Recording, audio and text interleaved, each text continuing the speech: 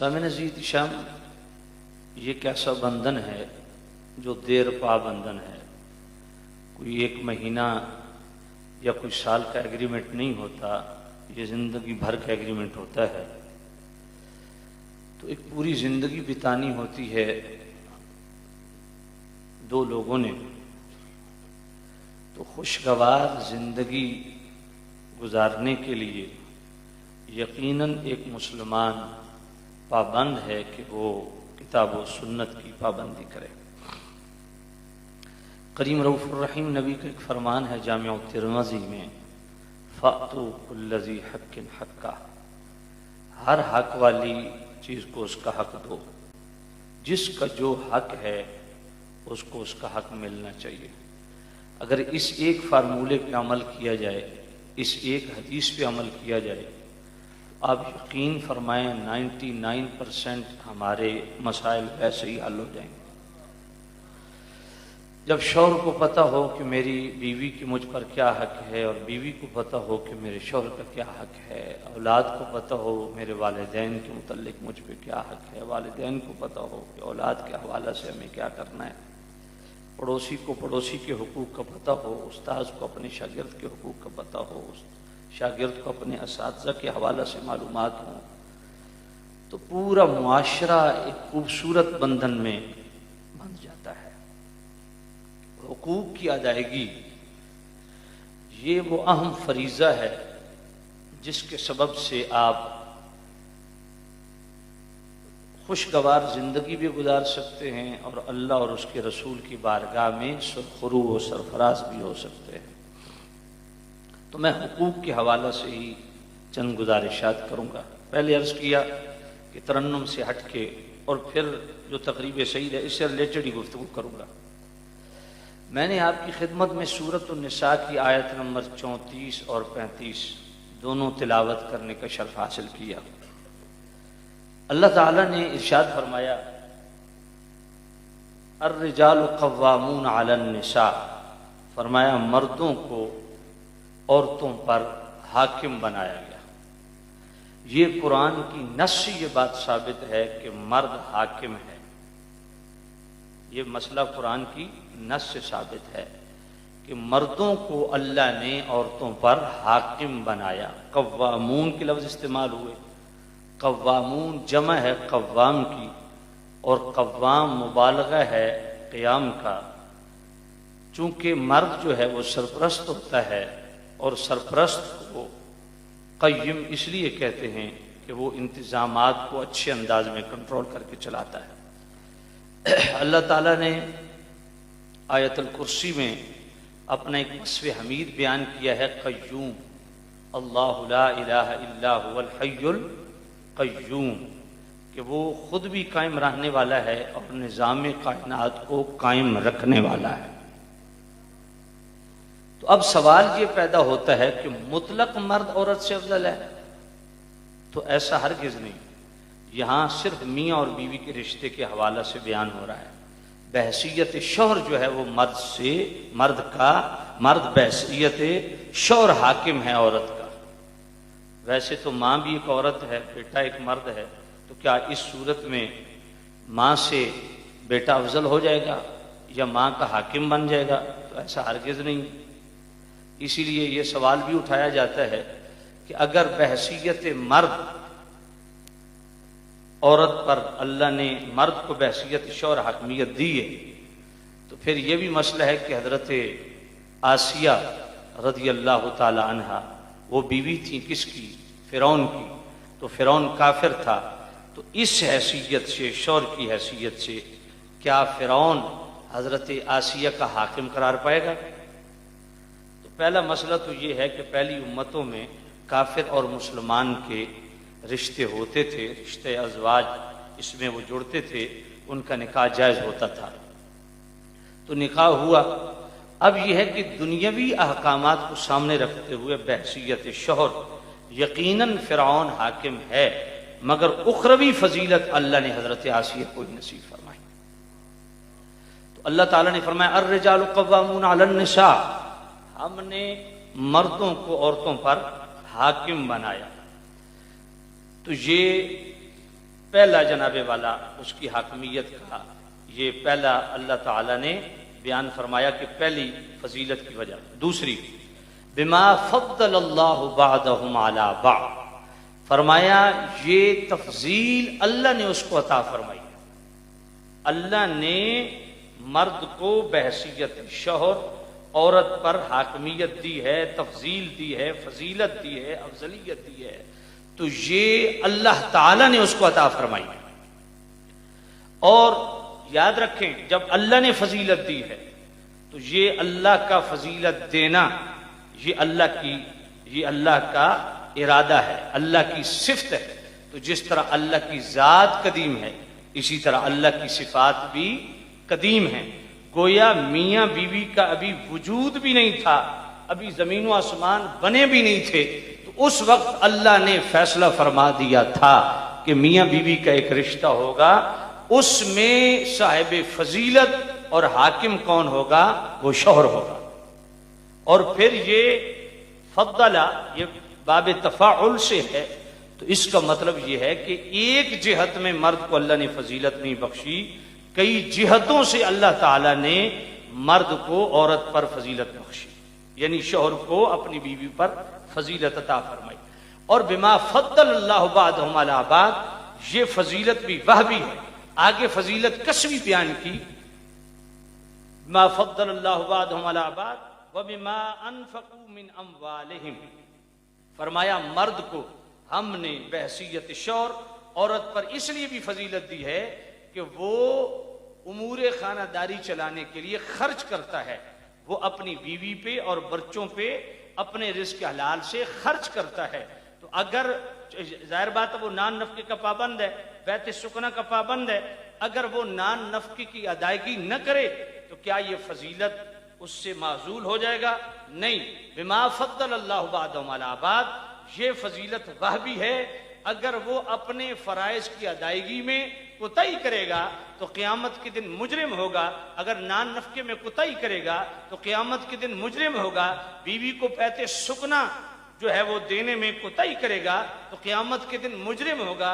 بچوں کے حوالہ سے رضاعت کا معاملہ ہو، خشانت کا معاملہ ہو، صیانت کا معاملہ ہو، بیوی کے حق مہر کا معاملہ ہو، ان ساری معاملات سے اگر وہ روگردانی کرے، اعراض کرے، کنی کترائے، پھر بھی بحیثیت شوہر اس کی فضیلت قائم رہے. بما فضل اللہ بعضهم علی بعض جو وہ شرعی جرم کر رہا ہے نان نفقے کی مد میں یا بیت سکنا کی مد میں یا رضاعت کے مد میں یا خشانت و صیانت کے مد میں، تو وہ قیامت کے دن اللہ کی بارگاہ میں مجرم ہوگا. باقی جو فضیلت ہے بحیثیت شوہر، اللہ نے اس کی فضیلت کو ازلی اور ابدی طور پہ لکھ دیا کہ شوہر بیوی سے افضل ہے. اب چوتھی فضیلت فالصالحات قانتات، فرمایا عورت نیک عورت، صالح عورت کون ہے؟ فرمایا صالح عورت وہی ہے جو شوہر کی اطاعت گزار، جو قانتات یہ قنوت سے بنا ہے، اس کا معنی ہے اطاعت، سٹل جو ہے وہ اطاعت قائم رکھے. عورت اس کی پابند ہے. جس طرح قرآن مجید میں اللہ نے کیا فرمایا؟ حافظوا على الصلوات والصلاة الوسطى وقوموا لله قانتين.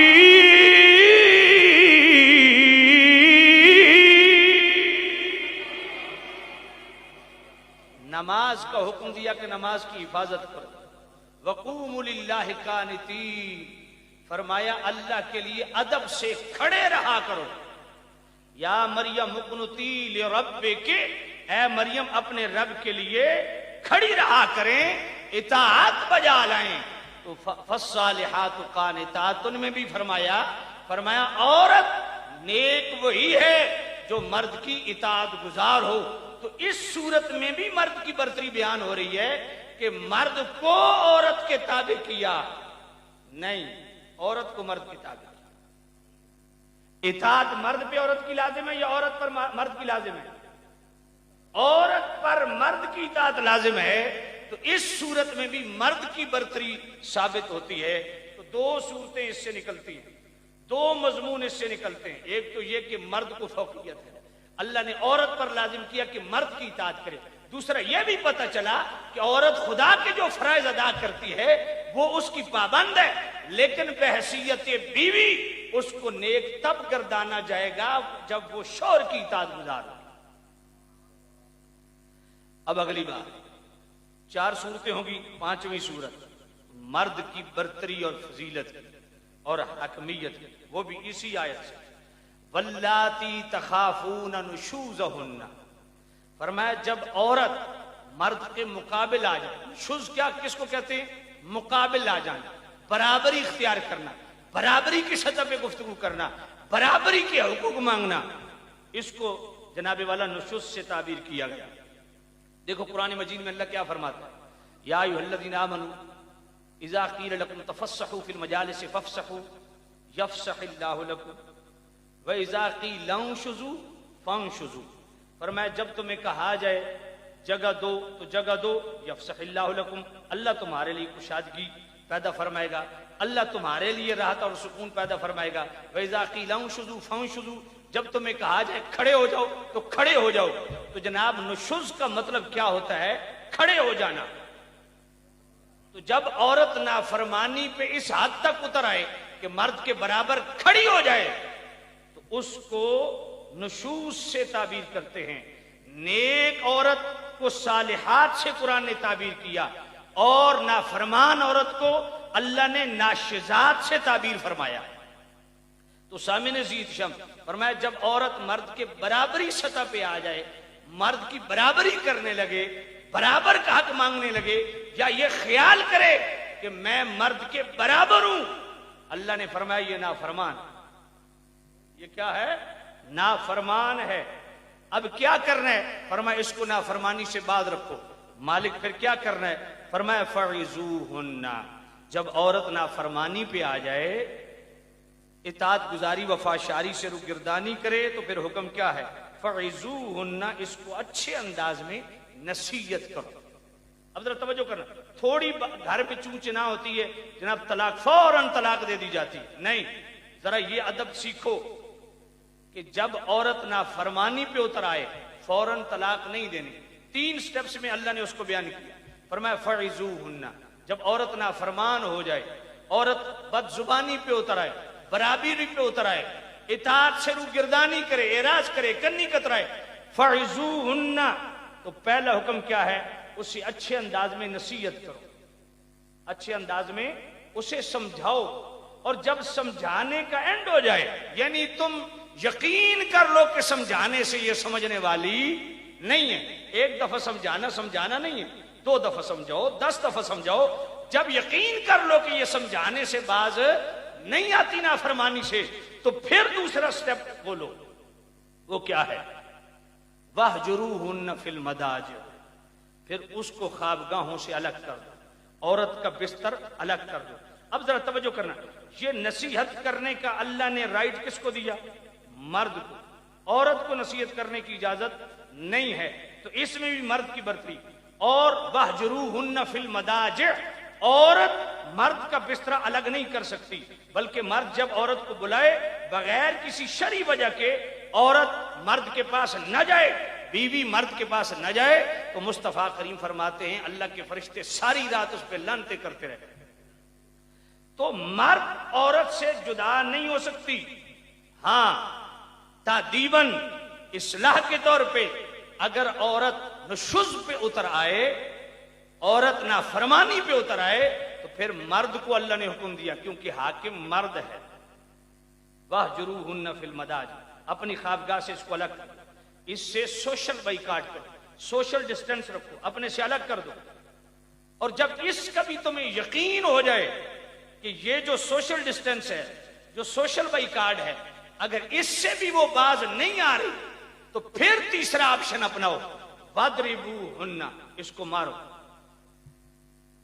یہ میں قرآن پڑھ رہا ہوں، سورۃ النساء پڑھ رہا ہوں، آیت نمبر 64 پڑھ رہا ہوں، وَاضْرِبُوهُنَّ، فرمایا اس کو مارو، اصلاح کے طور پہ مارو، ایذا کے طور پہ نہیں۔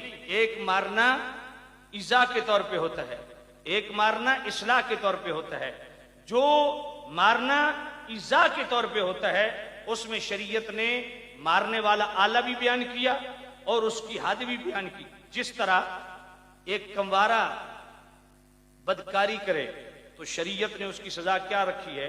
100 کوڑے۔ اب آلہ بھی بتایا کہ مارنا کس سے ہے اور حد بھی بتائی کہ مارنی کتنی ہے۔ اسی طرح کوئی عفیفہ پاک باز عورت پر تہمت لگائے بدکاری کی اور ثابت نہ کر سکے تو اس کا شرعی حکم کیا ہے؟ فرمایا 80 کوڑے۔ اب آلہ بھی بتایا کہ مارنا کس سے ہے اور حد بھی بتائی کہ کتنی مارنی ہے، 80 کوڑے۔ تو ایذا کے طور پہ جو مارنا ہوتا ہے اس کا آلہ بھی شریعت نے ڈسکس کیا اور اس کی حد بھی ڈسکس کی کہ اس تعداد میں آپ نے سزا دینی ہے۔ لیکن جو اصلاح کا مارنا ہوتا ہے وہاں آلہ بھی بیان نہیں کیا، حد بھی بیان نہیں کی۔ فقہاء اسلام نے اس کو بیان کیا ہے کہ صرف 3 ضربے مارے اور ضرب بھی صرف اتنی مارے کہ جس سے نشان نہ پڑے، اور پھر یہ مارنے کا حکم بھی نہیں ہے، مارنے کی اجازت ہے۔ وَاضْرِبُوهُنَّ، تو مارنے کی اجازت ہے۔ تو یہ تیسرا آپشن ہے۔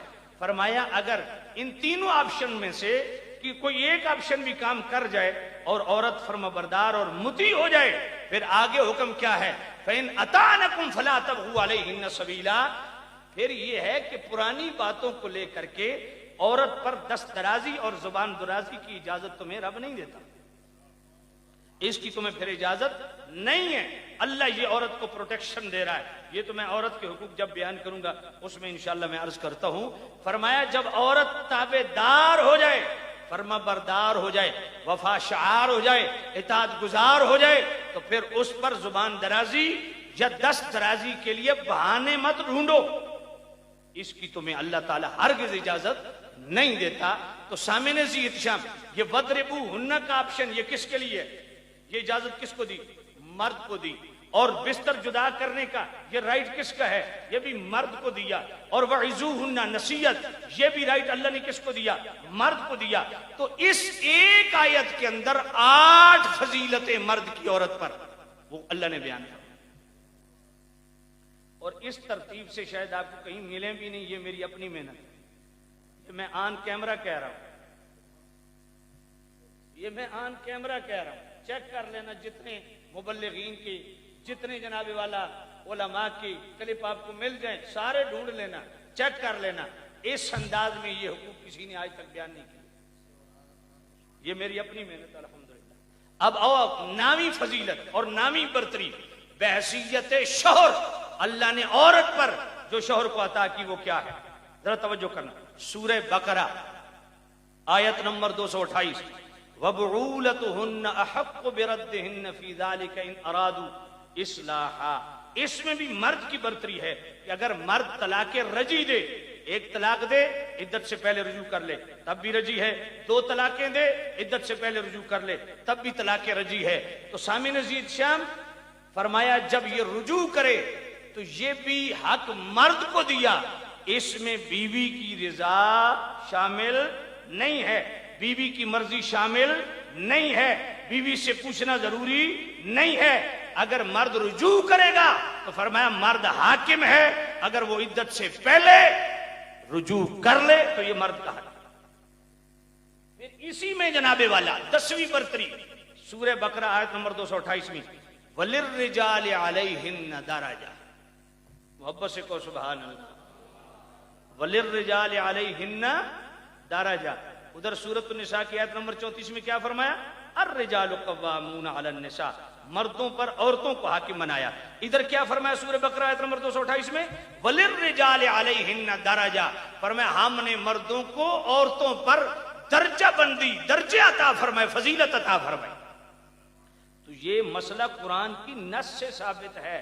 جو شوہر کو بیوی پر فضیلت نہ دے یا اس کا انکار کرے وہ نص قطعی کا انکار کر رہا ہے۔ یہ مسئلہ قرآن کی نص سے ثابت ہے، یہ کوئی بچوں کا کھیل نہیں ہے۔ اور آئیے آگے سنیے، مزید مرد کی برتری، فضیلت اور حاکمیت کو اللہ بیان کرتا ہے سورۃ الاعراف آیت نمبر 199۔ اللہ فرماتا ہے هو الذی خلقکم من نفس واحدۃ وَجَعَلَ مِنْهَا زَوْجَهَا، اور یہی مضمون سورۃ النساء کی آیت نمبر 1 میں بیان کیا، یا ایھا الناس انا خلقناکم من ذکر وانثى یا ایھا الناس اتقوا ربکم الذی خلقکم من نفس واحدہ۔ سورہ اعراف آیت نمبر 199 میں بھی اور سورۃ النساء کی آیت نمبر 1 میں، دونوں میں یہ مضمون بیان کیا کہ ہم نے تمہیں نفس واحد سے پیدا کیا ہے، پھر اس سے جوڑے بنائے۔ تو نفس واحد کیا ہے؟ خاص لبرلز کے لیے، یہ مومبتی مافیا کے لیے، یہ طلاق یافتہ اور ہماری زبان میں ادلیاں ہوئی آنٹیاں، ان کے لیے لمحہ فکریہ ہے، جو ہر بات پہ کہتی ہیں کہ مرد عورت کے سامنے کیسے کھڑا ہو سکتا ہے، مرد عورت کے سامنے کیسے زبان کھول سکتا ہے، مرد عورت کی برابری کیسے کر سکتا ہے، جس نے اس مرد کو جنا وہ بھی تو ایک عورت ہے۔ تو میرا سوال یہ ہے کہ جس عورت نے اس مرد کو جنا، اس عورت کو کس نے جنا؟ کہا اس کی ماں نے جنا۔ میں نے اس کی ماں کو کس نے جنا؟ کہا اس کی ماں نے جنا۔ میں نے کہا اس کی ماں کو کس نے جنا؟ کہا اس کی ماں نے جنا۔ میں نے آخری ماں کون ہے؟ کہا حضرت حوا۔ تو میں نے کہا حضرت حوا کو کس نے جنا؟ حضرت حوا کس کی کوکھ سے پیدا ہوئی؟ یہ قرآن مجید کی 3 آیات ہیں جس میں نے 2 پڑھی ہیں، سورۃ الاعراف کی آیت نمبر 179 اور سورہ نساء کی آیت نمبر 1۔ اللہ فرماتا ہے ہم نے پورے نسل انسانی کی جو بنیاد ہے وہ کیا ہے؟ آدم علیہ السلام۔ حضرت حوا کن سے پیدا ہوئی؟ حضرت آدم علیہ السلام کی کوکھ سے۔ تو بھائی مسئلہ یہ ثابت ہو گیا مرد اصل ہے، عورت فرع ہے۔ مرد اصل ہے، عورت فرع ہے۔ تو اس صورت میں بھی مرد کی برتری قرآن سے ثابت ہو گئی۔ کتنی صورتیں ہو گئی؟ اب مردوں کی شان بیان ہو رہی ہے، پھر بھی توجہ کوئی 11۔ پھر کچھ ایسی فضیلتیں بھی ہیں جو خالصتاً وہبی ہیں، اس میں انسان کا کوئی کسب نہیں، کوئی انسان کا عمل دخل نہیں، حیثیت شور انسان کی اپنی کوئی کارکردگی نہیں ہے، یہ محض اللہ کے فضل سے ہے۔ وہ مثال کے طور پہ امامت کبریٰ ہے، امامت صغریٰ ہے۔ خلافت کا اہل کون ہے؟ مرد۔ عورت۔ منصب امامت پہ فائز کون ہوا؟ مرد۔ آج تک کوئی عورت نبی بنی؟ جتنے نبی بنے مرد ہی بنے۔ بات سمجھ آ رہی کہ نہیں آ رہی؟ خطبہ جمعہ کون دے گا؟ بولیے۔ جو مرد ہیں وہ بولیں، باقی جو درمیان کی مخلوق ہے وہ نہ بولے۔ منہ گھنگڑیاں پا کے بیٹھے ہو، بول دے کیوں نہیں؟ سامنے جیتا میں عرض کر رہا، میں نے غصے اس واسطے آ رہا کہ میں بڑی سنجیدہ گفتگو کر رہا تو تم بالکل چپ گڑپ ہو گئے۔ سبحان اللہ تک کہنے تو کوئی پرابلم نہیں ہے، توجہ کرنا۔ آپ جتنی سبحان اللہ ڈھیلی کہیں گے تقریر لمبی ہوتی جائے گی۔ راتی یہی کم ہویا، میں کچھ ہی بولو گھنٹے تو بعد جان چھوڑ دے سر، نہیں بولے میں آکھا چلو اگلا گھنٹہ شروع ہو گیا، پھر نہیں بولے میں آکھا اگلا گھنٹہ شروع ہو گیا۔ تو توجہ کرو، محبت سے کہو سبحان اللہ۔ بیٹا پانی دیجیے، اوے دولا یار اس میں تانگ نہ کرو۔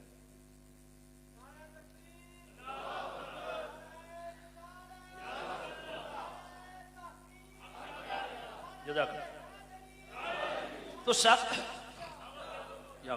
تو میں کیا عرض کر رہا تھا سامع نزید شاہ، یہ وہ وہبی خصوصیات اور فضائل اور برتری کے معاملات ہیں جو اللہ تعالی نے مرد کو عطا فرمائے۔ اس میں مرد کا کوئی کسب عمل دخل نہیں ہے، کوئی محنت نہیں ہے، کوئی مشقت نہیں ہے، کوئی جناب استعداد قابلیت والا معاملہ نہیں ہے، محض اللہ کے فضل سے۔ خلافت کا معاملہ آیا تو برتری کس کی ہے؟ مرد بولیں، برتری کس کی ہے؟ منصب نبوت پہ فائز کیا تو کس کو؟ مرد کو۔ ایام تشریق پابند بنایا تو کس کو؟ مرد کو۔ اور جناب والا خطبہ جمعہ کس کو پابند بنایا؟ قضا کا اہل کون؟ مرد۔ جہاد کس پہ فرض؟ ہاں، بہت انتہائی ناگزیر حالات میں جب لشکر کفار لشکر اسلام پہ غالب آنا شروع ہو جائے اس وقت عورت کو کہا جائے گا، وگرنہ عمومی حالات میں عورت پر جہاد فرض نہیں ہے۔ اسی طرح حق کے طلاق کس کو حاصل ہے؟ مرد کو۔ وراثت میں دگنا حصہ کس کا ہے؟ بیک وقت 4 شادیوں کی اجازت کس کو ہے؟ نسب کی ابتدا کس سے ہے؟ یہ ساری وہبی فضیلتیں ہیں، یہ ساری وہ بھی فضیلتیں ہیں اور قصبی، اور ایک اور وہ بھی فضیلت بھی ہے امامت صغرا کی، نماز کی امامت، اس کا اہل کون ہے؟ بولیے، مرد ہے۔ اب آ جائیے قصبی فضیلتیں جو ہیں اس پہ، مہر کون دے گا، عورت یا مرد؟ اونچا بولیے، عورت یا مرد؟ رضاعت کا ذمہ دار کون ہے؟ مرد، یعنی بچے کے دودھ پلانے کا معاملہ عورت کے ذمہ نہیں۔ اگر ماں انکار کر دے، شوہر کو کہے میں تیرے بچے کو دودھ نہیں پلاتی، تو وہ حق رکھتی ہے، انکار کر سکتی ہے۔ انکار مرد اس کو باؤنڈ نہیں کر سکتا کہ تیرا بھی بچہ ہے دودھ پلا، نہ، تیرے ذمہ، نفقہ تیرے ذمہ ہے، دودھ کا انتظام تو کر، کوئی دائی لے آ۔ اب کرائے پہ کوئی دائی مل گئی، ٹھیک، نہ ملی تو پھر جو ہے وہ قاضی عورت کو اس صورت میں باؤنڈ کر سکتا ہے کہ جب بچے کی جان جانے کا خطرہ، وگرنہ رضاعت مرد کے ذمہ ہے، عورت کے ذمہ نہیں۔ پھر رضاعت کے بعد معاملہ آتا ہے خسانت کا۔ خسانت کیا ہے؟ خسانت یہ ہے کہ 9 سال تک لڑکی اور 7 سال تک لڑکا، ان کی پرورش یہ کس کے ذمہ ہے؟ اگر عورت بحیثیت ماں بھی انکار کر دے کہ میں تیرے بچوں کی پرورش نہیں کرتی، اس کی مجھے تنخواہ دے، تو پابند ہے تنخواہ دینے کا، تو اجرت دینے کا پابند ہے۔ بات سمجھ آ گئی؟ تو یہ ذمہ بھی کس کا ہے؟ یہ کس کی ذمہ داری ہے؟ مرد کی۔ اس کے بعد صیانت کا معاملہ ہے، صیانت، بچوں کی حفاظت کا معاملہ، یہ بھی عورت کے ذمہ نہیں ہے۔ عورت اگر ڈیمانڈ کرے کہ اجرت دے، میں تیرے بچوں کی حفاظت کروں گا، آپ دینے کے پابند ہیں۔ راجہ صاحب، راجہ تو لین چ لگ گئے، کوئی نہیں۔ تو سامعین عزیز شام، یہ توجہ کرنا ہے، یہ قصبی برتری ہیں۔ اس طرح اور بھی ہیں، مثال کے طور پہ نماز روزہ، مرد ہمیشہ اس کی ادائیگی کر سکتا ہے، عورت اس کے ایام مخصوص ہوتے ہیں، اس کے لیے مسئلہ ہے، ایسا ہے یا نہیں؟ اسی طرح حج، مرد اکیلے جا سکتے، عورت جا سکتی ہے نہیں جب تک ساتھ محرم نہ ہو۔ اسی طرح حدود کا معاملہ ہے، جو سزائیں ہیں اس میں عورت کی گواہی نہیں ہے۔ تو بہت، یہ 29 چیزیں ہیں جس کو ضرورت ہو، میں نے بڑی محنت سے یہ ساری اکٹھی کر کے لکھی ہیں، میرے پاس سارے جناب والا تحریرن موجود ہیں، جس کو چاہیے وہ مجھے فون کر لے، میں اس کو واٹس ایپ بھی بھیج سکتا ہوں۔ یہ 29 صورتیں، اس سے زائد ہوں، میں نے جو اکٹھی کی ہیں وہ 29 صورتوں میں جو میرے مطالعے میں آئی ہیں، میں نے اپنی محنت سے جمع کی ہیں۔ اللہ نے 29 صورتوں میں عورت پر، بیوی پر، مرد کو فوقیت و جناب والا برتری اور افضلیت عطا فرمائی۔ تو اس کا کیا یہ مطلب ہے کہ عورت کو بالکل دیوار سے لگا دیا گیا، عورت کے کوئی حقوق نہیں ہے؟ اب آئیے ذرا عورت کے حقوق سنیے، عورت کے کتنے حقوق ہیں۔ سب سے پہلے دیکھو قرآن مجید میں اللہ نے فرمایا نا، واللاتی تخافون نشوزہن فعظوہن واہجروہن فی المضاجع واضربوہن فإن اطعنکم فلا تبغوا علیہن سبیلا۔ یہاں عورت کا تحفظ اللہ نے کیا، عورت کو بڑی زبردست پروٹیکشن دی۔ کیا فرمایا؟ جب عورت نشوز پہ اتر آئے، نافرمانی پہ اتر آئے، اسے اچھے انداز میں سمجھاؤ، پیار سے سمجھاؤ، نصیحت کرو، نہ مانے تو دوسرا آپشن اس کو جناب استعمال کرو کہ اپنے جناب بستر الگ کر دو، خوابگاہوں سے الگ کر دو، اس سوشل بائیکاٹ سے بھی وہ نہ سمجھے تو وَضْرِبُوهُنَّ، پھر اصلاح کے طور پہ مارو، اور صرف 3 ضربیں لگا سکتے ہو، اور ضرب بھی ایسی نہ ہو جس سے جسم پہ نشان پڑے۔ اگر ان صورتوں میں کوئی بھی صورت کارگر ثابت ہوتی ہے، عورت تابع فرمان ہو جاتی ہے۔ اب اللہ نے عورت کو پروٹیکشن اور تحفظ کیا دیا؟ فَإِنْ أَطَعْنَكُمْ فَلَا تَبْغُوا عَلَيْهِنَّ سَبِيلًا، اگر عورت فرمانبردار ہو، اطاعت گزار، وفاشار ہو، تو نہ تم زبان درازی کر سکتے ہو، نہ دست درازی کر سکتے ہو، نہ ہاتھ چلا سکتے ہو، نہ زبان چلا سکتے ہو۔ اللہ نے مردوں کو پابند کر دیا، فرمایا تابع فرمان اطاعت گزار عورت کو تحفظ رب خود دے رہا ہے۔ یہ عورتوں کو تحفظ ہے۔ پھر دوسری صورت، جس طرح میں نے پہلے بیان کیا نا مردوں کی فضیلت کے حوالہ سے، سورہ بقرہ کی آیت نمبر 228، وَبُعُولَتُهُنَّ أَحَقُّ بِرَدِّهِنَّ فِي ذَلِكَ إِنْ أَرَادُوا إِصْلَاحًا، اس کے آگے کیا فرمایا؟ وَلَهُنَّ مِثْلُ الَّذِي عَلَيْهِنَّ، فرمایا جس طرح مردوں کے حقوق ہیں اسی طرح عورتوں کے بھی حقوق ہیں۔ اور پورا جو میں نے قرآن و سنت کا مطالعہ کیا ہے نا، عورت کے حقوق کی جب بات ہوگی، مرد کے حقوق کی جب بات ہوگی، دو لفظوں میں اگر اس کو بیان کریں تو اس کا مضمون کیا بنے گا؟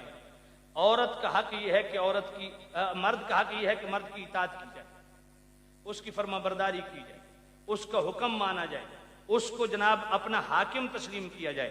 اور عورت کا حق یہ ہے کہ مرد پر لازم ہے کہ عورت کے نان نفقے کا انتظام کرے. بیت سکنا کی ٹرم استعمال ہوتی ہے اس مکان پہ جو شوہر رہنے کے لیے کمرہ، پوری کوٹھی نہیں، ایک کمرہ، وہ عورت کو دینے کا پابند ہے. عورت چاہے اس کو تالا لگائے، چاہے اس کو کھول کے رکھے، اس کی مرضی. یہ ہے بیت سکنا، یہ مرد دینے کا پابند ہے. فرمایا وَلَهُنَّ مِثْلُ الَّذِي عَلَيْهِنَّ، عورت بھی حق رکھتی ہے، اور حق یہ ہے عورت کا کہ اس کی بھی ریسپیکٹ ہے، اس کی بھی عزت ہے، اس نے معاشرت کے ساتھ اس کے ساتھ پیش آؤ، اس نے سلوک کے ساتھ اس کے ساتھ پیش آؤ. اور پھر یہ کہ نان نفقے کا انتظام تمہارے ذمے ہے، تم اس کی ادائیگی کرو. بیت سکنا اس کی ذمہ داری تمہاری ہے، تم اس کو ادا کرو. اگر وہ تمہارے ماں باپ کی خدمت سے انکار کر دے، تم جبرن ان سے خدمت نہیں کروا سکتے، کیونکہ تیری خدمت اس پر لازم ہے، تیرے ماں باپ کی خدمت اس پہ لازم نہیں ہے. تو خدمت کر بحیثیت اولاد، اپنے والدین کی خدمت کر. تیری بیوی پابند نہیں، ہاں اگر کرے تو اس کو حسن سلوک ہے، اس کو ثواب ملے گا. تیسری سورت النساء کی آیت نمبر 19، اللہ فرماتا ہے وَعَاشِرُوهُنَّ بِالْمَعْرُوفِ.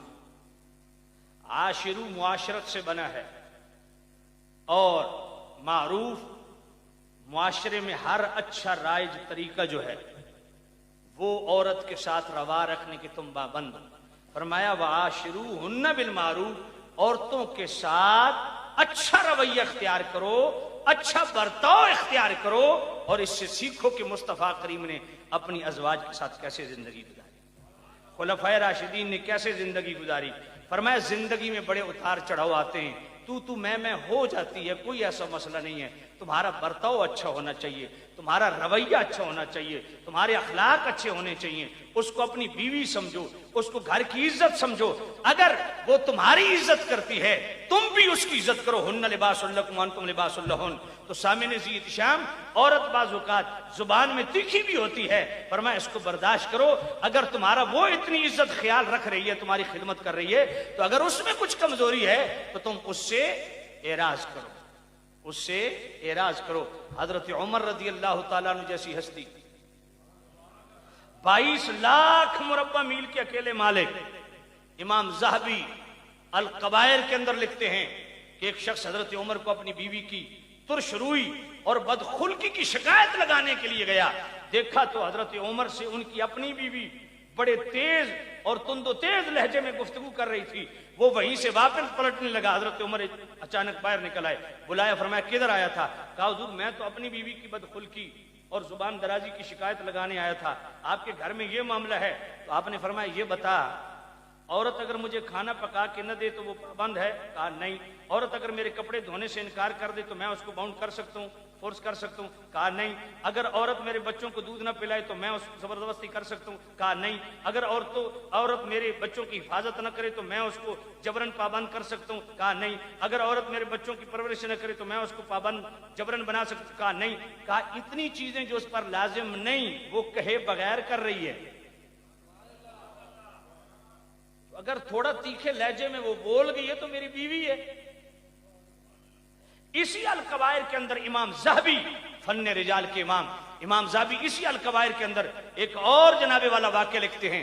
حضرت ابو الحسن خرقانی رحمت اللہ علیہ کا بہت بڑے اللہ کے ولی تھے، اور ایسے اللہ کے ولی اللہ نے درندوں کو ان کے لیے مسخر کر دیا، درندوں کو تابعدار کر دیا. ان کی بیوی اتنی سخت کڑک لہجے میں بولتی تھی کہ اتنی سخت لہجے میں کہ ان کو بددعائیں دیتی تھی. اپنے شوہر حضرت ابو الحسن خرقانی اللہ کے ولی کو دعائیں دیتی تھی بیوی، بددعائیں پھکڑ ڈالتی تھی. آپ کا ایک مرید آپ کو ملنے آیا، آپ اس وقت گھر پہ موجود نہیں تھے. دروازہ کھٹکھٹایا، اندر سے بیوی بولی کون؟ کہا میں حضرت صاحب کا. میں تیرے حضرت کی ایسی تیسی، تیرا حضرت ادھر جنگل میں ہوگا، دفع ہو جا ادھر سے. تو وہ کانپتا ہوا واپس چلا گیا. آگے دیکھا تو وہ مرد کلندر شیر پہ بیٹھا ہے.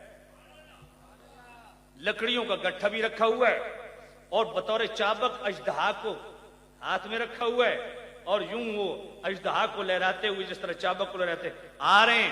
کھڑا ہو گیا, حضور آپ کے گھر گیا تھا. وہ مسکرانے لگے. فرمایا پھر کیا ہوا؟ کہا حضور یہ معاملہ ہوا. فرمایا آ جا گھر چلتے ہیں کھانا کھاتے ہیں. جب گھر گئے نا تو کہا اپنی بیوی کو کہا ابوالحسن خرقانی نے, وہ مہمان ہے. کہا ایسے سارے جو ہے وہ سر پھیرے اور ایسے آوارہ قسم کے لوگ تو میرے سر پہ بٹھا دیتا ہے. جب کوئی مہمان ملتا ہے لے آتا ہے, میرے لیے تم نے مصیبت بنائی ہوئی ہے. آپ چپ خاموش. مہمان کے ہاتھ دھلائے, کھانا کھلائے. مہمان کہتے حضور یہ کیا؟ فرمایا بندہ خدا, اسی کی یہ بدتمیزی برداشت کر کر کے اللہ نے درندوں کو بھی میرا مطیع بنا دیا ہے. میں اس پہ قدرت رکھتا ہوں کہ اس کو طلاق دے سکتا ہوں, اس پہ قدرت رکھتا ہوں کہ اس پر ہاتھ چلا سکتا ہوں, لیکن میں صبر کرتا ہوں. اللہ نے بیوی کے اس زیادتی پہ جو میرا صبر ہے اس کو اتنا پسند کیا ہے کہ مجھے درجہ ولایت پہ اللہ نے فائز کر دیا. یہ درندے بھی میرے تابع ہیں. اللہ اکبر. اسی وعاشروہن بالمعروف کے تحت حکیم الامت مولانا احمد یار خان نعیمی رحمت اللہ علیہ نے 4 جلد میں ایک واقعہ لکھا ہے.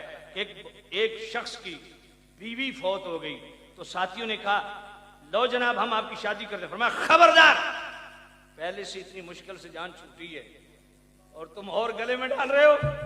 پتہ نہیں وہ میری بیوی کتنی بدزبان تھی. کہا حضرت ہم اسی لیے تو کہتے ہیں کہ اگلے دن. کہا اگلے دن اس سے بھی مشکل ہوں گے. خبردار کسی نے شادی کا نام لیا. جب وہ رات کو سوئے نا تو خواب میں آسمان سے فرشتے نازل ہو رہے ہیں اور ایک دوسرے کے کہہ رہے ہیں یہ بڑا منحوس انسان ہے. تو کہتے ہیں میں خواب کے اندر اس کے گلے پڑ گیا فرشتوں کے کہ تم نے مجھے منحوس کہا. وجہ؟ کہا جب بیوی تجھے پھکر ڈالتی تھی نا تو صبر کرتا تھا, تو تیری اس صبر والا جو عمل ہے نا ہم شہیدوں اور غازیوں کے اعمال کے ساتھ ملا کے اللہ کی بارگاہ میں پیش کرتے تھے.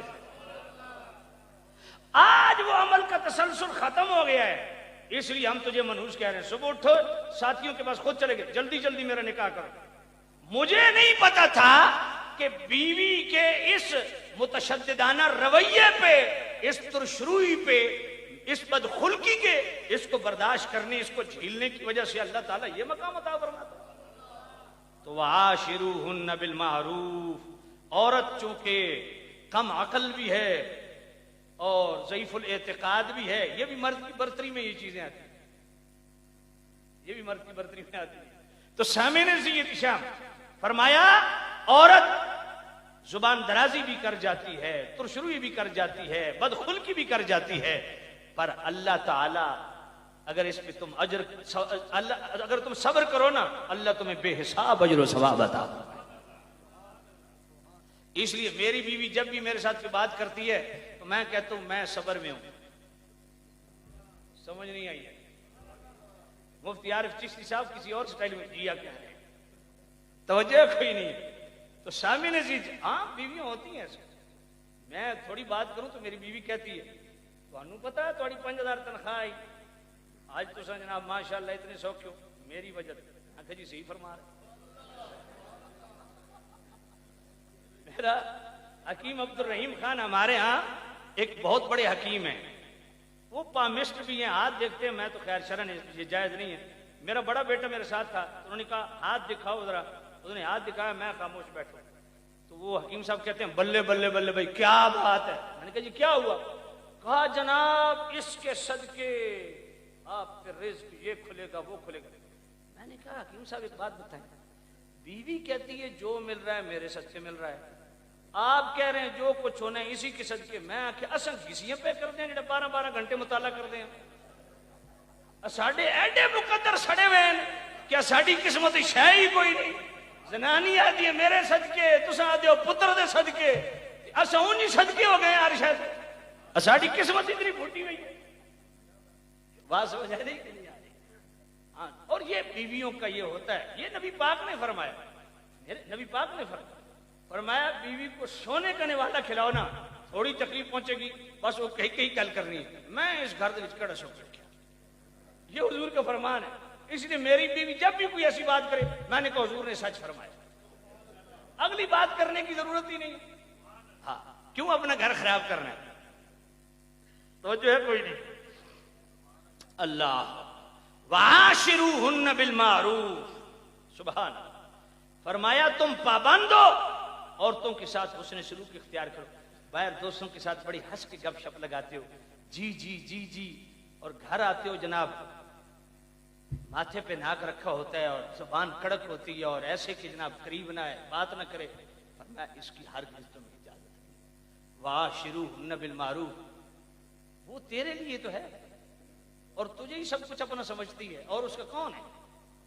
ماں باپ تھے اس کو تو انہوں نے چھوڑ دیا، اس کے بھائی تھے ان کو تو انہوں نے چھوڑ دیا، مامے چاچے سب کو چھوڑ دیا تیرے لیے، اب تو اس سے ہنس کے بات نہیں کرے گا، تو اس سے بیٹھ کے اپنے دکھڑے جو ہے شیئر نہیں کرے گا، اس کی جناب والا دکھ سکھ میں شریک نہیں ہوگا، اس کی تکلیف میں اس کا ہاتھ نہیں بٹائے گا، میں واضح طور پہ یہ ویڈیو بن رہی ہے، بھائی خاموش ہو جاؤ، خاموش ہو جاؤ، او ویٹرو ان کو کہو بیٹھ جاؤ، ایڈے چاول ٹھڈے کوئی نہیں ہوئے، بیٹھ جاؤ، توجہ کوئی نہیں، آجڑا اتلا کرایہ میرے کو لے لگے، اب خیال کو نہ لگے، توجہ کرو ذرا۔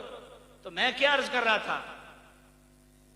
ہاں سبحان، مجھے 20-25 سال ہو گئے خطابت کرتے ہوئے، میں رات کو کبھی 2 بجے کبھی 1 بجے واپس آتا ہوں، میں نے آج تک اپنی بیوی کو ایک دن بھی نہیں کہا کھانا بنا دو چائے بنا دو، آٹا بھی خود گوندھ لیتا ہوں، روٹی بھی خود پکا لیتا ہوں، چائے بھی خود بنا لیتا ہوں۔ 25 سالوں میں نے اپنی بیوی کو نہیں کہا، سارا دن وہ بچوں کے ساتھ لگی رہتی ہے، 2 بجے آئے جناب صاحب آئے تو بیوی پھر اڑے کے لگ جائے، یہ زیادتی نہیں تو اور کیا ہے؟ اور رمضان شریف میں گھر کی پوری گھر کی سحری میں بناتی خود، اسے کبھی چیک کر لینا، مفتی عارف صاحب جانتے ہیں، سحری بناتے ہی میں ہوں گھر کی، سب بچوں کی، گھر والوں کو اس وقت اٹھاتا ہوں جب سب دسترخوان پہ میں سحری لگا دیتا ہوں، کیونکہ میرا تقریباً 14-15 سال کا معمول ہے، میں رات کو کبھی نہیں سوتا، میں فجر کی نماز پڑھ کے سوتا ہوں۔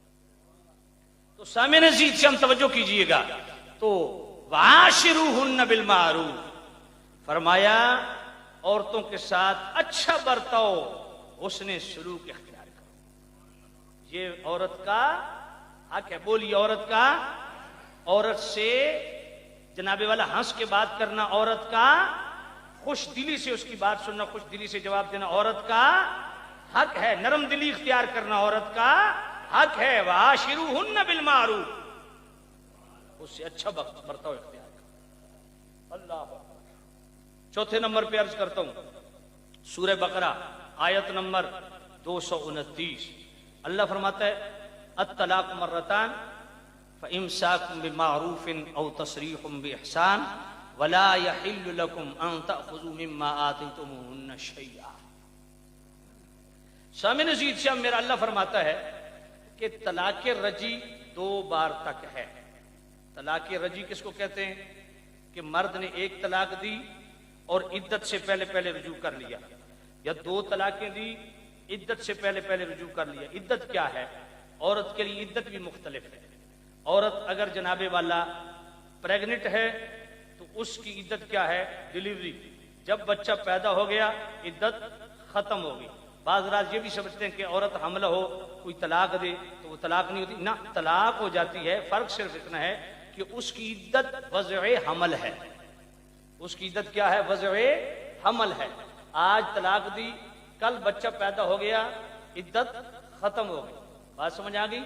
یہ حیضہ کی عدت ہے جو پریگننٹ ہے، اور دوسری عدت جناب والا وہ سوری یہ عدت ہے اس کی جو حمل ہے۔ حیضہ کی عدت کیا ہے؟ جس عورت کو پیریڈز آتے ہیں اس کی عدت ہے 3 پیریڈز، 3 پیریڈز، چاہے وہ 3 مہینے میں ختم ہو، چاہے وہ 6 مہینے میں ختم ہو، چاہے وہ 9 مہینے میں ختم ہو۔ جس عورت کو پیریڈز آتے ہیں اس کی عدت کیا ہے؟ 3 پیریڈز۔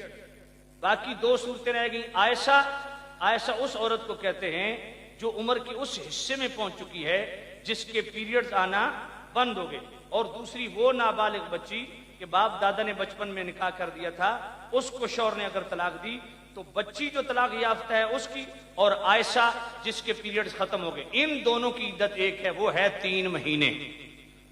تو فرمایا طلاق رجی 2 بار تک ہے، 1 طلاق دی عدت سے پہلے پہلے، عدت کی مدت ختم ہونے سے پہلے پہلے اگر رجوع کر لیا پھر بھی ٹھیک.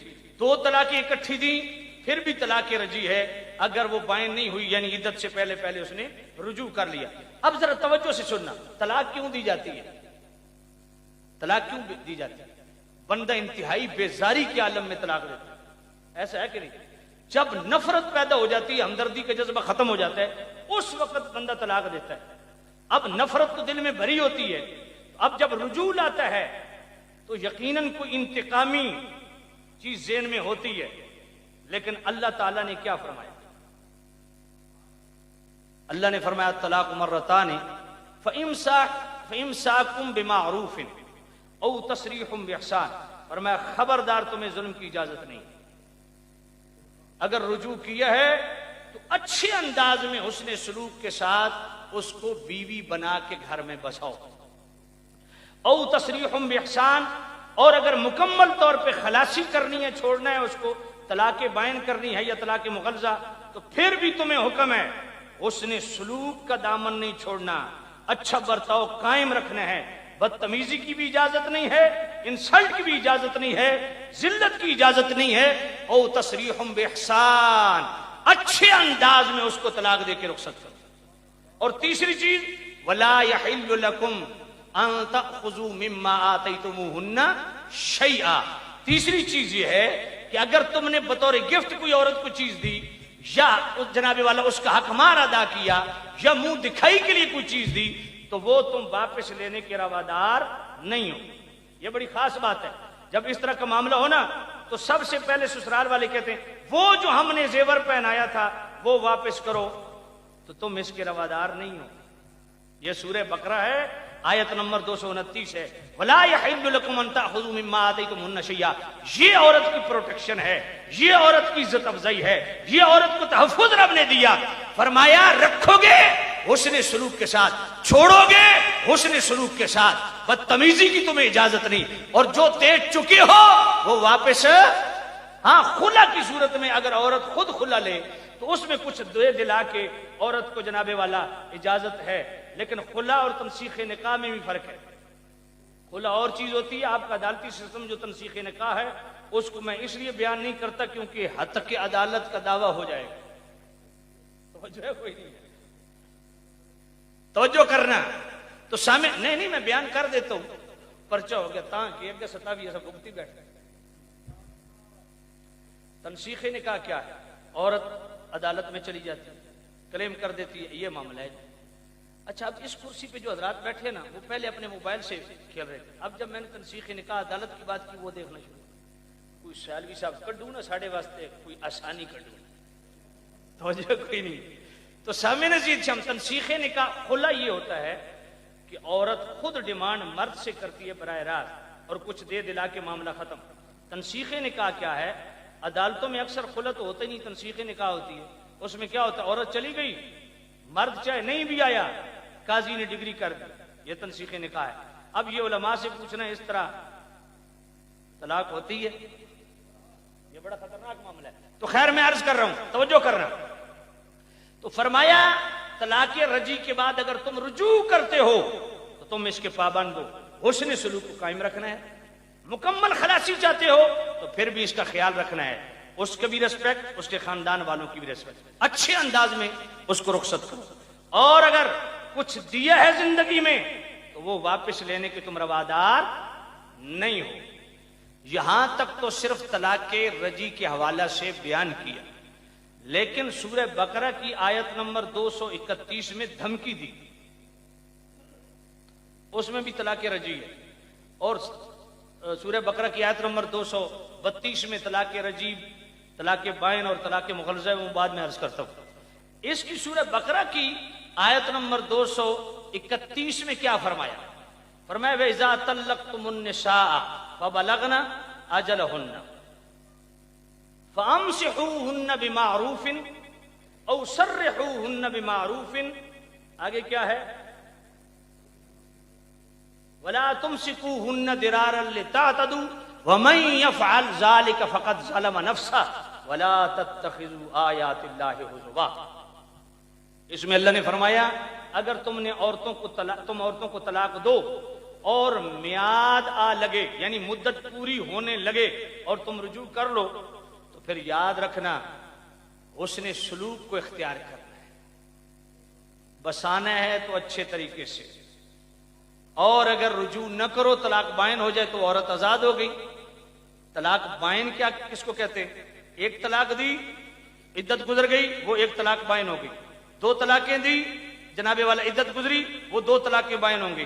اب عورت مرد سے آزاد ہے، عورت مرد پر حرام ہو چکی ہے، اس کی مرضی ہے وہ آگے کسی سے نکاح کرے یا پلٹ کے کسی سے نکاح کرے، وہ کر سکتی ہے شرعن۔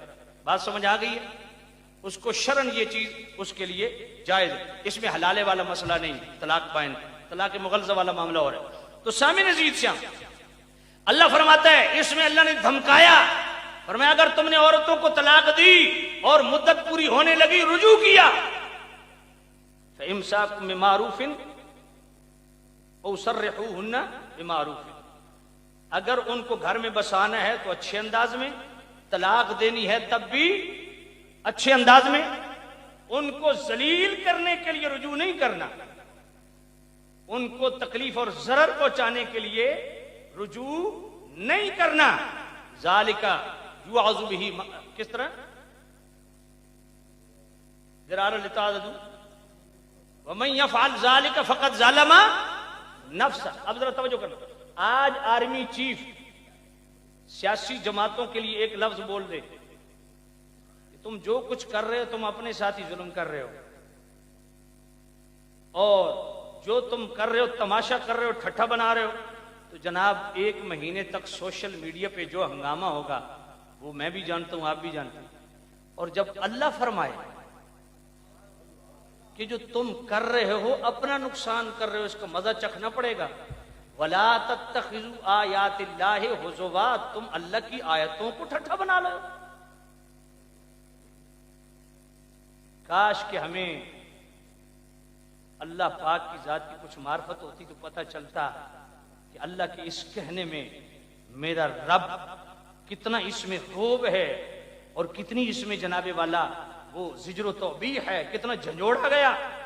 فرمایا وَلَا تَتَّخِذُوا آیَاتِ اللَّهِ ہُزُوًا، فرمایا عورتوں کے ساتھ رجوع اس لیے کرتے کہ ان کو ذلیل کرنا ہے۔ فرمایا تم اپنے لیے خود گڑھا کھود رہے ہو، اپنی جان پہ ظلم کر رہے ہو، تم اللہ کی آیتوں سے ٹھٹھا بنا رہے ہو۔ میں اللہ تمہیں کہہ رہا ہوں کہ اچھائی کو نہیں چھوڑنا، میں اللہ کہہ رہا ہوں حسن سلوک کو نہیں چھوڑنا، اور تو ظلمن ان کے ساتھ رجوع کر کے پھر اس کو گھر لے آیا کہ ساریاں پچھلیاں واریاں لاونی ہیں۔ اب آئیے سورہ بقرہ آیت نمبر 232، اس میں اللہ نے فرمایا وَإِذَا طَلَّقْتُمُ النِّسَاءَ فَبَلَغْنَ أَجَلَهُنَّ فَلَا تَعْضُلُوهُنَّ أَن يَنكِحْنَ أَزْوَاجَهُنَّ إِذَا تَرَاضَوْا بَيْنَهُمْ بِالْمَعْرُوفِ، اس میں طلاق رجعی بھی آ جاتی ہے، طلاق بائنہ بھی آ جاتی ہے، طلاق مغلظہ بھی آ جاتی ہے۔ فرمایا جب تم عورتوں کو طلاق دے دو، یہ عورتوں کے حقوق بیان کر رہا ہوں، یہ عورتوں کے حقوق بیان کر رہا ہوں، اس کو بعد میں سننا اور تسلی سے اس کو یاد کرنا، پھر ازدواجی زندگی میں قدم رکھنا، تاکہ تمہیں پتہ ہو میرے ذمے کیا ہے، عورت کے ذمے کیا ہے۔ اپنی بیویوں کو پاس بٹھا کے یہ تقریر سناؤ، اس کو بتاؤ مرد کیا ہے، عورت کیا ہے، مرد کی کیا حقوق ہے، عورتوں کے کیا حقوق ہیں۔ بات سمجھ آئیے؟ فرمایا جب تم عورتوں کو طلاق دے چکو اور مدت پوری ہو جائے، وَإِذَا طَلَّقْتُمُ النِّسَاءَ فَبَلَغْنَ أَجَلَهُنَّ فَلَا تَعْضُلُوهُنَّ أَن يَنكِحْنَ أَزْوَاجَهُنَّ، میں آپ کو یقین سے کہتا ہوں، میں نے جتنا مطالعہ کیا اس حوالہ سے، جتنی عورت کی عزت افزائی اس آیت میں ہے کمال ہے۔ فَلَا تَعْضُلُوهُنَّ أَن يَنكِحْنَ، اللہ نے فرمایا عورتوں کے سرپرستو، اگر اس کے شوہر نے اسے طلاق دی اور طلاق رجعی ہے اور اب مرد اس کی طرف رجوع کر رہا ہے، اس کو غیرت کا مسئلہ نہیں بنانا، اور وہی طلاق رجعی بائن ہو گئی، عورت مرد پہ حرام ہو گئی۔ اب اذا تراضوا بینہم بالمعروف، دونوں موافق شرع راضی بازی ہیں کہ ہم دوبارہ اپنا رشتہ جوڑیں سمپل نکاح کے ساتھ۔ فرمایا اے عورت کے والیو وارثو، اے باپ دادا مامے چاچے جو بھی ہو، اللہ تمہیں حکم دیتا ہے تم نے بیچ میں نہیں آنا. ینکحنا عورت آزاد ہے نکاح کرنے میں. ینکحنا عورت آزاد ہے. عاقلہ بالغہ عورت اگر ولی کی اجازت کے بغیر اپنے کف میں نکاح کرے تو شرعاً نکاح منعقد ہو جاتا ہے. تو یہاں کیا فرمایا؟ فرمایا فلا تعذلوہن ان ینکحن ازواجہن. فرمایا اگر شوہر نے طلاق دے دی، ایک یا دو دے دی، وہ طلاق بائن ہو گئی، یا تین اکٹھی دے دی، اس کی ایک اور صورت میں بعد میں بیان کرتا ہوں. فرمایا دو طلاقیں دی یا ایک دی، بائن ہو گئی، عورت مرد پہ حرام ہو گئی. اب پہلا شوہر کہتا ہے کہ میں تمہیں دوبارہ رشتے ازواج میں لینا چاہتا ہوں، اور بیوی بھی راضی ہے. تو بیچ میں آپ نے دیکھا ہوگا رشتے دار آڑے آتے ہیں کہ نہیں؟ ہماری غیرت کا مسئلہ ہے. اللہ نے فرمایا تو اپنی غیرت سنبھال کے رکھ، درمیان سے ہٹ. میں اللہ کہتا ہوں یہ آزاد ہے. اپنی غیرت کا مسئلہ نہ بناؤ، اپنے خاندان کا مسئلہ اپنی ہڈی پہ بہت نازاؤ نا. اللہ فرماتا ہے میں نے اس کو حق دیا، تو دادا پر دادا بعد میں ہے. عورت آزاد ہے، یہ اپنی مرضی سے پہلے شوہر کے ساتھ اپنا جناب والا نکاح کرنا چاہتی ہے تب بھی جائے، کیونکہ طلاق بائن ہے نا. اس میں تو وہ طلاق مغلظہ تو ہے نہیں کہ جناب والا وہ حلالے کا معاملہ ہو. اگر وہ اس پہلے شوہر کی بجائے کسی اور کے ساتھ نکاح کرنا چاہے تب بھی والی، وارث، سرپرست وہ بیچ میں نہیں آ سکتے، وہ بیچ میں نہیں آ سکتے. اب تین صورتیں بنتی ہیں اس کی. پہلی صورت تو یہ ہے کہ پہلا شوہر طلاق دے دے، طلاق بائن ہو گئی. اب دوبارہ آپس میں برضا و خوشی یہ رشتے کو قائم کرنا چاہتے ہیں تو وہ عورت آزاد ہے. اس میں والیوں کو اللہ نے روک دیا، سرپرستوں کو روک دیا کہ تم اس میں نہ پڑو. وہ پہلے شوہر کی طرف پلٹنا چاہتی ہے، میں اللہ اس کو اجازت دیتا ہوں. پہلی صورت. یا وہ کہیں اور نکاح کرنا چاہتی ہے تو پہلے والا شوہر ٹانگ نہ اڑائے. رشتہ داروں میں یہ بھی ہوتا ہے کہ جناب میں نے تو طلاق دے دی ہے لیکن فلاں کے ساتھ نکاح نہ کرے، کسی اور کے ساتھ کرے. اللہ فرمایا تو کون ہے؟ اب یہاں پہلے شوہر کو بھی روک دیا، والیوں کو بھی روک دیا. فرمایا وہ جہاں چاہے نکاح کرے وہ آزاد ہے. اور تیسری صورت وہ پہلے والا دوسرا بھی طلاق دے دے، دوسرا بھی طلاق دے دے، وہ طلاق بائن ہو جائے یا جناب والا وہ مغلظہ ہو جائے تو پھر وہ پہلے شوہر کی طرف پلٹنا چاہے، پھر بھی اللہ نے والیوں کو روک دیا کہ تم بیچ میں نہیں آ سکتے، وہ آزاد ہے. مجھے بتاؤ اتنی عورتوں کو پروٹیکشن کہیں سے ملے گی؟ اس لیے ہم ان آنٹیوں کو کہتے ہیں، بلکہ ان بدبختوں کو میں نے کیا کہنا ہے. میں اپنی عزت مآب بہنوں بیٹیوں کو یہ کہتا ہوں کہ اپنے حقوق کی جنگ لڑنی ہے نا، مغربی ایجنڈے سے نہ لڑو. دلائل میں دیتا ہوں. قرآنی ایجنڈا یہ پکڑو، قرآن کی آیتوں کو جناب والا لے کر کے اپنے حقوق کی جنگ لڑو سارے علماء کے ساتھ. مغربی ایجنڈا آپ کو آزادی نہیں دلا سکتا. یہ قرآن مجید نے جو ایجنڈا دی ہے، جو جتنا تحفظ قرآن آپ کا کر رہا ہے، مغربی ایجنڈا آپ کا تحفظ نہیں کر سکتا. بات سمجھ آئی؟ تو سامعین عزیز شام، یہ عورتوں کی پروٹیکشن، عورتوں کے تحفظات کو اللہ نے خود بیان کیا ہے. تو مرد کے بھی حقوق ہیں، عورتوں کے بھی حقوق ہیں. باہر کیا سچ یہی ہے کہ مرد و عورت باہمی رضامندی کے ساتھ گھر کا نظام بڑے اچھے طریقے سے چلا سکتے ہیں، اور اللہ تعالیٰ اسی پہ راضی. اللہ کبھی بھی نہیں چاہتا کہ یہ جوڑ ٹوٹے. دیکھو قرآن مجید میں واللاتی تخافون نشوزہن، سورۃ النساء آیت نمبر 34. میں پہلے 2 دفعہ ایک اور اینگل سے ان آیت کو ڈسکس کیا، اب ایک اور اینگل سے ڈسکس کرنے لگا. فرمایا عورت اگر نافرمانی پہ اتر جائے تو فعظوہن، اسے اچھے انداز میں سمجھاؤ. نہ سمجھے، نصیحت کو پلے نہ باندھے تو پھر دوسرا آپشن کیا ہے؟ فاہجروہن فی المضاجع، ان کی جناب والا بستروں کو الگ کر دو، سوشل بائیکاٹ کر دو. اس سے بھی عورت باز نہ آئے تو وضربوہن، تو جناب والا اس کو مارو، اذیت کے طور پہ نہیں، اصلاح کے طور پہ. صرف 3 ضربیں، اس کی بھی جناب والا ضرب نشان نہ پڑے. فرمایا اس سے بھی اگر وہ باز نہیں آتی، توجہ ہے آپ؟ اب یہ اللہ کیوں فرمایا نصیحت کر، طلاق دے دے، یہ نہیں فرمایا نصیحت کر. کیوں؟ کیونکہ اللہ چاہتا ہے یہ جوڑ جوڑا رہے. اچھا نصیحت سے نہیں سمجھتی، اللہ نے فرمایا بستر الگ کر دے. مالک طلاق دے دو، فرمایا نہیں، ہو سکتا ہے اس سے وہ سمجھ جائے اور یہ جوڑ جوڑا رہے. وَاضْرِبُوهُنَّ، مالک اب کیا فرمایا؟ اس کو مار، کیونکہ مار جو ہے نا، خوف جو ہے نا، خوف بھی اطاعت پہ آمادہ کرتا ہے بندے کو. تو فرمایا اس کو مارو اور اصلاح کے طور پہ مارو. کیوں؟ اللہ چاہتا ہے یہ جوڑ جڑا رہے. فَإِنْ أَطَعْنَكُمْ فَلَا تَبْغُوا عَلَيْهِنَّ سَبِيلًا, اگر وہ اطاعت پہ آ جائے پھر نبھاؤ, کیونکہ اللہ اس رشتے کو نبھانے پہ خوش ہے. اللہ چاہتا ہے یہ جوڑ جڑا رہے. پھر آگے کیا فرمایا؟ وَإِنْ خِفْتُمْ شِقَاقَ بَيْنِهِمَا, فرمایا جب بالکل حالات ہاتھ سے نکل جائیں اور تمہیں ناچاکی کا اندیشہ اس حد تک ہو کہ یہ اب جوڑ نہیں جڑ سکے گا, یہ رشتہ قائم نہیں رہ سکے گا, اللہ فرماتا ہے پھر بھی طلاق نہ دے. چوتھا آپشن اپنا. شقاق کہتے ہیں بالکل کنارے پہ آ جانا, بالکل مد مقابل آ جانا. فرمایا اگر یہ ٹوٹ پھوٹ کر اس حد تک شکار ہو جائے پھر بھی فَبْعَثُوا حَكَمًا مِّنْ أَهْلِهَا وَحَكَمًا مِّنْ أَهْلِهِ وَحَكَمًا مِّنْ أَهْلِهَا. پھر اس طرح کرو, ایک حکم مرد کی طرف سے اور ایک حکم ایک فیصل عورت کی طرف سے مقرر کرو. کیوں؟ ہو سکتا ہے یہ فیصل بیٹھ کے کوئی ایسا فیصلہ کرے کہ یہ جوڑ جڑا رہے, ٹوٹنے سے بچ. إِن يُرِيدَا إِصْلَاحًا يُوَفِّقِ اللَّهُ بَيْنَهُمَا. فرمایا اگر یہ جو حکم ہیں اگر یہ اخلاص کے ساتھ کوشش کریں گے تو اللہ موافقت کا راستہ نکال دے گا, کیونکہ اللہ یہی چاہتا ہے کہ یہ جوڑ جڑا رہے. اختلاف جس حد تک بھی چلا جائے اس کو اختلاف تک ہی رکھو.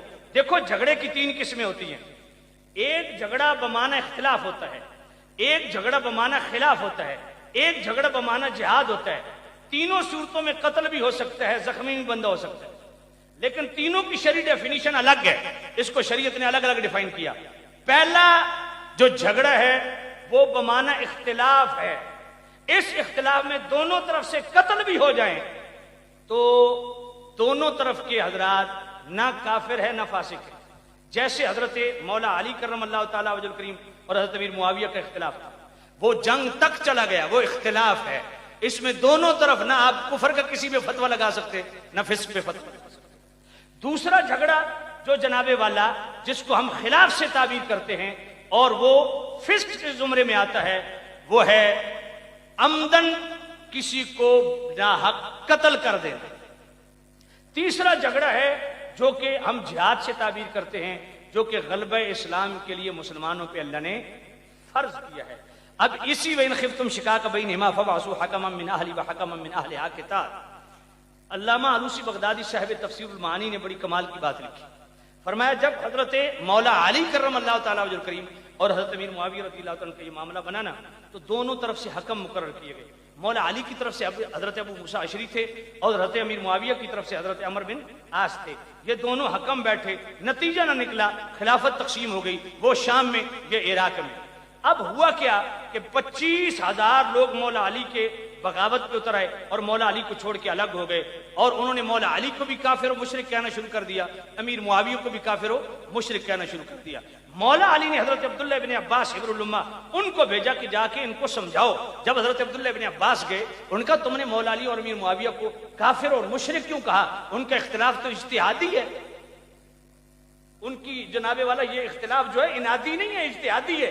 تو تم نے یہ کیوں مشرک و کافر دونوں کو قرار دیا؟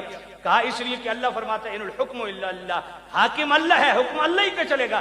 انہوں نے حاکم مقرر کیا, انہوں نے قرآن کی مخالفت کی. وہاں حضرت ابن عباس نے یہی آیت پڑھی سورۃ النساء کی آیت نمبر 35. کہا دیکھو جب میاں بیوی کا جھگڑا ہو جائے تو اللہ نے نہیں فرمایا فَبْعَثُوا حَكَمًا مِّنْ أَهْلِهِ وَحَكَمًا مِّنْ أَهْلِهَا کہ دونوں طرف سے حکم مقرر کرو.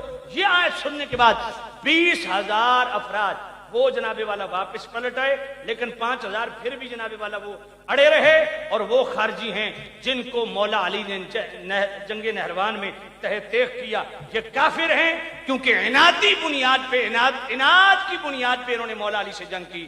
لیکن جنگ صفین اور جنگ جمل میں جنہوں نے مولا علی سے جنگ کی تو یہ جنگ اجتہادی ہے, نہ ان پہ کفر کا فتویٰ لگے گا نہ فسق کا فتویٰ لگے گا. میں صرف ایک ہی بات کہتا ہوں, کیا یہ بخاری شریف میں حدیث ہے؟ میرے نبی نے فرمایا ان ابنی ھذا سید لعل اللہ ان یصلح به بین الفئتین عظیمتین من المسلمین.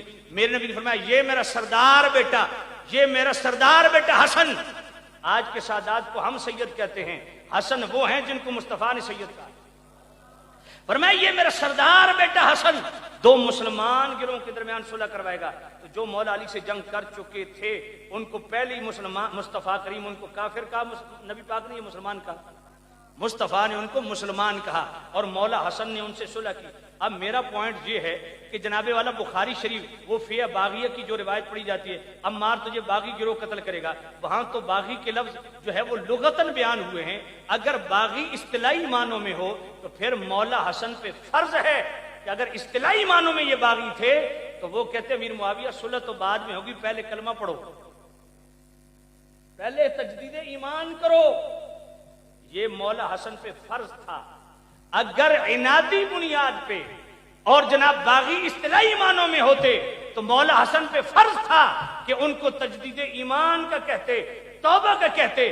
مجھے بتاؤ صلح کرتے وقت مولا حسن نے ان سے توبہ کا تقاضا کیا؟ کیوں؟ خلیفہ راشد کے خلاف نہیں لڑے.